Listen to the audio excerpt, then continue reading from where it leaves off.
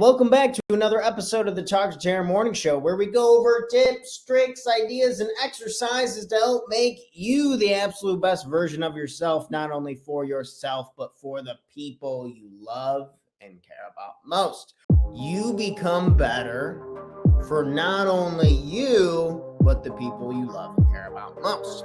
You gotta be a little uncomfortable and take that leap of faith. You're in control of the process. I'm here with you. If we don't continue to grow, if we don't continue to move on, we will be sad and upset.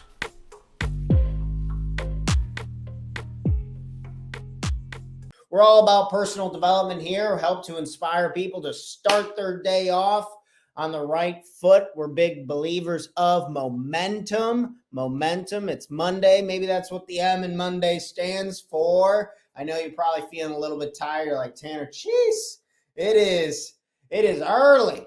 But that's okay. Getting to the grindstone, kind of maybe putting something in our heads that's a little helpful today. And today we're going to be talking just a little bit about history, a little history to preface our ideas and the more things we're going to talk about. Expectations. FDR. Let's go ahead and I'm going to share my screen. FDR, the 32nd president of the United States. Franklin Delano Roosevelt, sworn into office in 1933. This was when there was the big bank failure. Stuff was failing left and right. It was a really terrible depression. People were going out with food. People have lost complete trust with the banking system. And it was really bad. And also, something about leadership and something about Franklin Delano Roosevelt. And I wanted to talk about FDR today because I've been trying to set better expectations with myself.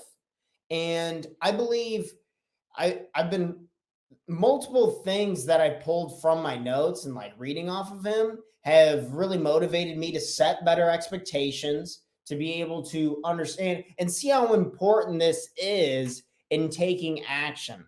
Okay, FDR. So what were some things that FDR said? And when it came to getting things done at a good pace, he was really big about conversating. He wasn't like Abraham Lincoln and Theodore Roosevelt, some other of my favorite presidents. They were like ferocious readers. And Franklin, in the history books, it portrays him more as like listening and conversating with people, setting expectations on what is going on. So I thought he was a prime example to model our topics of expectations. So without further ado, let's go ahead and kind of jump right. These are 7 reasons why. 7 reasons why I benefit from setting expectations and why I believe you can too. So maybe this Monday we can set expectations, sit in your own seat, my situation, what is going on this Monday morning, thinking like, okay, how can I set better expectations for my clients, for my friends and family, for my planning, for my schedule, whatever it may be, but setting expectations to help set yourself up for success. Tip number one from FDR, clear communication. Communication's a long word in cursive. It seems like I just keep going and going and going. Number 1, tip, clear communication. No one is a mind reader. People cannot read my mind. I have to remember this. I have to remind myself of this. No one can read my mind. When it comes to setting expectations, having clear communication, understanding that the other person doesn't know what it is I'm talking about, how I'm going about it. So being able to lay this out in a clear and concise way, FDR talks about how that can help with people taking more consistent action. Number 2, productivity increase. Productivity increase when expectations. I hope I spelled fatigue right. Productivity increase, decision fatigue. So if we just don't have to make a decision, so we have decided that we're going to go live at 7 a.m. every single weekday morning to try and help other one-person businesses, entrepreneurs, business owners, help them stay more accountable and start their days off on a positive note. We're trying to have positive energy go into them, maybe help learn something, help their employees learn something. So we can eliminate the decision of going, and then it's just decided and we're done. I think one of the hardest things, think about arguments or frustrations of like, what do we want for dinner? If the decision is made and the expectation is laid out and it's clearly communicated with who we're working with, then our productivity goes up because we just eliminate having to make a million extra decisions. Number 3, accountability. There's something powerful. I've taken a bunch of coaching courses. I do coaching, just immersed myself, read dozens of coaching books, and so much do they talk about the power of accountability. Accountability. So a big thing of what I do in coaching is holding people accountable. I'm going to make you tell me, what expectations are you laying out for this week? What is it that you want to be doing? Who do you represent? So maybe we're working on a purpose statement for the company. We're trying to work on a personal purpose statement for you. And then I'm checking in with you, holding you accountable, be like, okay, did this get done? How does this match up with our values and our vision for the company, for ourselves, where we're trying to take this thing? And then just having someone in your corner. There's something very powerful about telling somebody else what it is that you want to do and having the confidence behind that. So maybe one of the challenges would be, okay, I'm going to go tell somebody one of my goals today. I'm going to go tell somebody that I'm going to lose the 10 pounds. I'm going to be eating better, healthier. And you ask, will you help me hold me a little more accountable? Tip number 4, effective planning. Planning.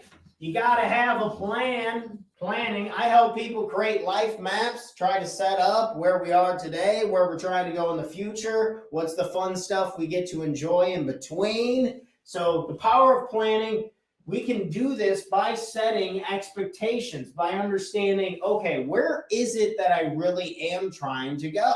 Where is it that I am right here today? And figuring out the gaps in between. Okay, number 5, decision making.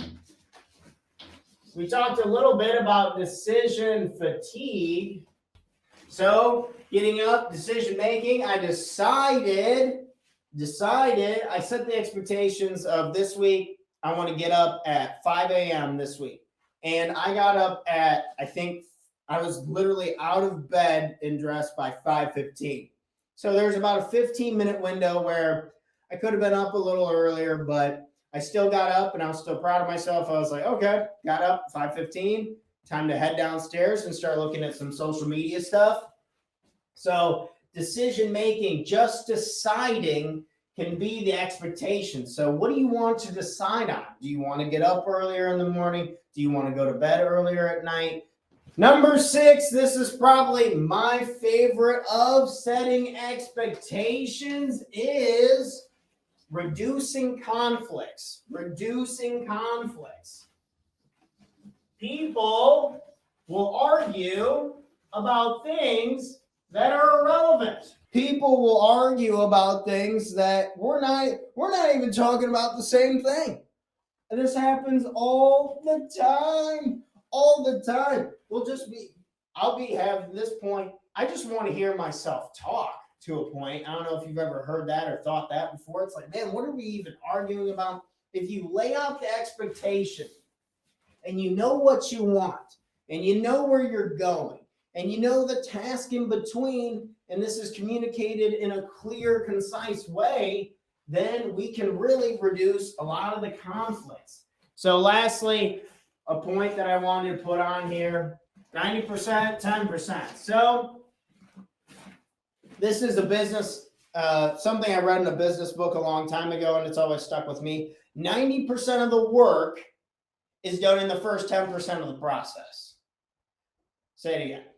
90% of the work is done in the first 10% of the process. That includes making decisions. That includes setting the expectations. That includes the clear communication, setting the rules and the boundaries. If we can do all this on the front end, then we can save hundreds of hours of conflicts and a bunch of other bullshit and just pain, stress, and heaviness in our lives. So if we can continue to take this philosophy, separation is in the preparation, doing the stuff in the front end, so people understanding that no one is a mind reader, They can't read my mind, so I got to be able to communicate with them to tell them what it is that I want to get done, and vice versa, how they think I can help them. So if we can tie this stuff together, then maybe the front end of the process can continue to become more clear. What is that for you? What is that first 10% that you could help improve to make it easier, to make 90% of the load that much easier? But I hope this was helpful for you guys. I'm going to kind of run through this. So these were 7 reasons why I benefit from setting expectations.